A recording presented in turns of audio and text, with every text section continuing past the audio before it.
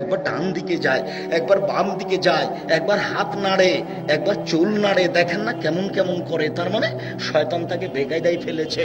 রাসূল সাল্লাল্লাহু আলাইহি ওয়াসাল্লাম বলছেন, নিসাউন মহিলা, কাসিয়াতুন কাপড় পরে থাকে, আরিয়াতুন উলঙ্গ, মমিলাতুন তারা পুরুষকে নিজের দিকে আকৃষ্ট করে, মায়লাতুন তারা নিজেরা আকৃষ্ট হয়, তাদের মাথা বক্র উটের মতো হেলে দুলে চলে, এরা জান্নাতে যাবে না।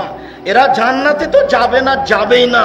এরা জান্নাতে যাবে না, এরা জান্নাতে তো যাবে না, যাবেই না। এরা জান্নাতের গন্ধ পাবে না। যে জান্নাতের গন্ধ 1 বছরের দূরত্ব পথ থেকে পাওয়া যায়, এটা জান্নাত। এখানে আপনি একটা দ্রুতগামী ঘোড়ায় উঠেছেন, 1 বছর দৌড়িয়ে ঘোড়াটা যেখানে যাবে সেখানে যদি আপনি দাঁড়ান, তাহলে জান্নাতের গন্ধ পাবেন। হাদিস বুখারী মুসলিম। আল্লাহর নবী বলছেন, এই মহিলা জান্নাতের গন্ধ পাবে না। উপস্থিত বৈঠকের মুসলিম বোন, আপনাকে আমি খাটো করতে চাইনি, আল্লাহ রাসূল যা বলেছেন সেটা আপনাকে বলছি। আল্লাহর নবী বলেন, মা তারাক্তু বাদি ফিতনাতান নাযারা লিরিজালি মিনান নিসায়ে, আমার জীবনে আমি ছাড়িনি কোনো বস্তু যেটা পুরুষের জন্য বেশি বিপজ্জনক হতে পারে। আমার জীবনে আমি ছাড়িনি কোনো বস্তু যেটা পুরুষের জন্য বেশি বিপজ্জনক হতে পারে নারীদের চেয়ে। আমার জীবনে আমি ছাড়িনি কোনো বস্তু যেটা পুরুষের জন্য বেশি বিপজ্জনক হতে পারে নারীদের চেয়ে।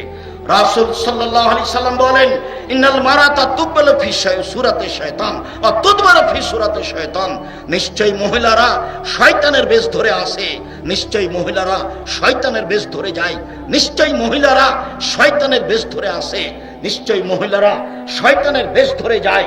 রাসূল সাল্লাল্লাহু আলাইহি সাল্লাম বলছেন, ইয়াকুমুদ দুখুল আলান নিসায়ে, পৃথিবীর মানুষ সাবধান, মহিলাদের কাছে যাওয়া থেকে বেঁচে থাকো, মহিলাদের কাছে যাওয়া থেকে বেঁচে থাকো, গেলেই তুমি বিপদে পড়ে যাবা। রাসূল সাল্লাল্লাহু আলাইহি সাল্লাম বলছেন, লা ইয়াখরুজু রাজুলুন বিইমরাতিন ইল্লা কানা ফালিসমু শাইতান, কোন পুরুষ যেন কোন নারীর সাথে নির্জনে একত্রিত না হয়, কোন পুরুষ যদি কোন নারীর সাথে নির্জনে একত্রিত না হয়, যদি হয় তাহলে তৃতীয় জন হবে শয়তান। অতএব খুব সাবধান থাকো।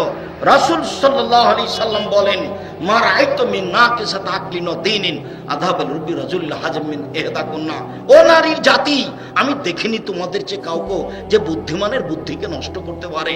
তোমরা এমন জাতি যে বুদ্ধিমানের বুদ্ধিকে নষ্ট করতে পারো। ও নারী জাতি, তোমরা এমন জাতি, আমি দেখিনি তোমাদের চেয়ে কাউকে যে বুদ্ধিমানের বুদ্ধিকে নষ্ট করতে পারে। তোমরা এমন জাতি যে বুদ্ধিমানের বুদ্ধিকে নষ্ট করতে পারো। তুমি যে একজন হুঁশিয়ার বুদ্ধিমান ছেলেকে নষ্ট করতে পারো, এটা তুমি নিজেই সাক্ষী। তুমি যখন নগ্ন হয়ে চলো, তখন তোমার দিকে সবাই দেখতে থাকে। আবার তোমার মোবাইলে যদি রিং হয়, তাহলে তুমি মোবাইলটা অন করে বলো, ভাইয়া কি বলছিলে, ভাইয়া ভাইয়া বলে তুমি চিৎকার করো, তখন তার অন্তরে দাগ কাটে তোমার কণ্ঠটা, তোমার কণ্ঠ পর্দা।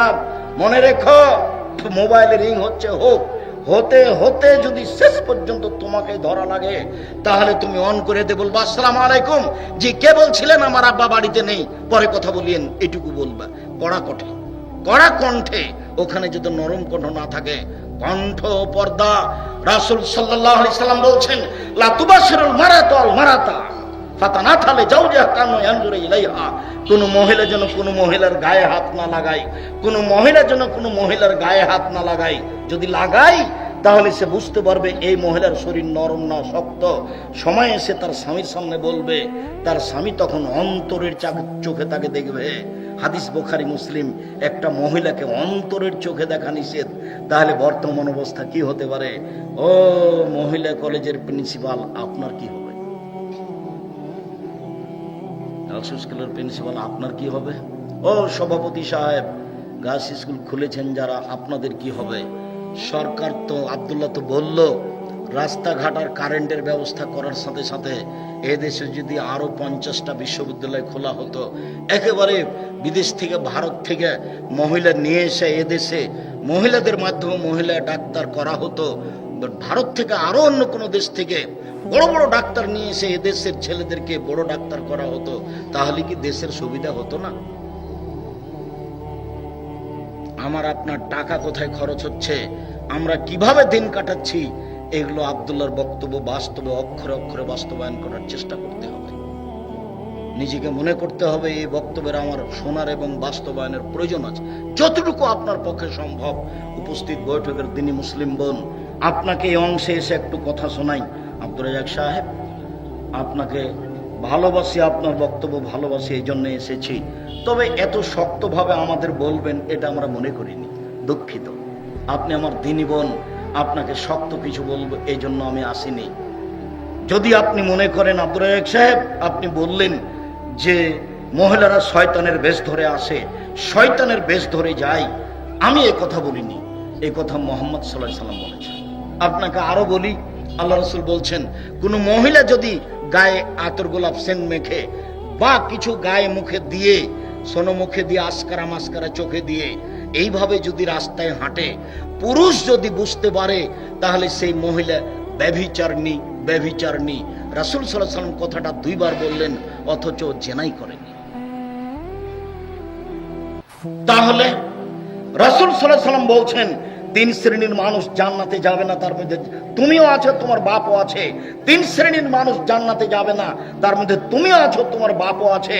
আল্লাহ রাসূল বলছেন মদমিনুল খামর, যারা নিয়মিত বিড়ি, তামাক, জর্দা, সিগারেট, গুল, নেশাদার দ্রব্য খায়, পান করে, তারা জান্নাতে যাবে না। দুই, রাসূল সাল্লাল্লাহু আলাইহি ওয়াসাল্লাম বলছেন রাজলাতু মিনান নিসায়ে, পুরুষের বেশধারী নারী, যারা পুরুষের জুতা স্যান্ডেল পরে, যারা পুরুষের শার্ট প্যান্ট পরে, যারা পুরুষের পোশাক পরে, তারা জান্নাতে যাবে না। তিন, অদায়ুস আল্লাযী কুরফি আলাল খাবাসা, যে তার বাড়িতে বেহায়ার সুযোগ দিয়েছে, যার মেয়ে নগ্ন পোশাকে স্কুল কলেজে যায়, বাপ বাংলাদেশে, মেয়ে লন্ডনে পড়ে, বাপ যে কত খুশি বলছে হিসাব নেই। তিন চিল্লাই গেছে, তাসবি টিপছে, বাপ এখানে তাসবি টিপছে, ওখানে মেয়ে জেনার তাসবি টিপছে। জান্নাত তো সহজ নয়। হজবাতিন নার বিশাওয়াত, মনের ইচ্ছা দিয়ে জাহান্নাম ঘেরা আছে। হজবাতে জান্নাত বিল মাকারে, নিয়ম নীতি, কষ্ট, ক্লেশ, ত্যাগ, তিতিক্ষা দিয়ে জান্নাত ঘেরা আছে। মনের ইচ্ছা দিয়ে জাহান্নাম ঘেরা আছে। মন মতো চলে যে জাহান্নামে যাবে সে, মন মতো চলে যে জাহান্নামে যাবে সে। সুদ ঘুষ খায়, দেয় যে জাহান্নামে যাবে সে। ধোঁকাবাজি করে যে, প্রতারণা দেয় যে, জমি জাল করে যে, মন মতো চলে সে, মন মতো চলে যে জাহান্নামে যাবে সে। মিথ্যুক, ধোঁকাবাজ, শয়তান দায়িত্বশীলের প্রশংসা করে যে জাহান্নামে যাবে সে। মানুষকে ফাঁকি দেয় যে জাহান্নামে যাবে সে। 10 টাকা মেরে খায় যে জাহান্নামে যাবে সে। এরা জাহান্নামে যাবে, এই কথা মুহাম্মদ সাল্লাল্লাহু আলাইহি সাল্লাম বলেন। রাসূল বলেন হজবতে নার বিশাওয়াত, মনের ইচ্ছা দ্বারা জাহান্নাম ঘেরা আছে, নিয়ম নীতি, কষ্ট, ক্লেশ দ্বারা জান্নাত ঘেরা আছে। উপস্থিত বৈঠকের দিনী বোন, আপনাকে আমি খাটো করতে চাইনি, আপনিও মুসলিম। আয়েশা রাদিয়াল্লাহু তাআলা একজন মুসলিম মহিলা, আপনিও মুসলিম মহিলা। একটু দেখেন এইদিকে, এই মেয়ে কথা বলছো কেন? এইদিকে খেয়াল করো। যে উপস্থিত বৈঠকের দিনী বোন, আপনি একটু এদিকে খেয়াল করবেন। দেখেন, আপনাকে আমি শয়তান বলিনি, আপনি অনেক ভালো মানুষ। এদিকে দেখেন। আয়েশা রাদিয়াল্লাহু তাআলা আনহা বলেন, আল্লাহর নবী বললেন, আয়েশা, হাদা জিবরাইল ইকরাইকা আলাইহিস সালাম। আয়েশা শোনো শোনো শোনো, এই যে জিবরাইল তোমাকে সালাম দিল। আয়েশা শোনো, এই যে জিবরাইল তোমাকে সালাম দিল। তখন আয়েশা রাদিয়াল্লাহু তাআলা আনহা বলছেন, আলাইহিস সালাম ওয়া রাহমাতুল্লাহি ওয়া বারাকাতুহু, তার উপরে সালাম, তার উপরে বরকত, তার উপরে রহমত।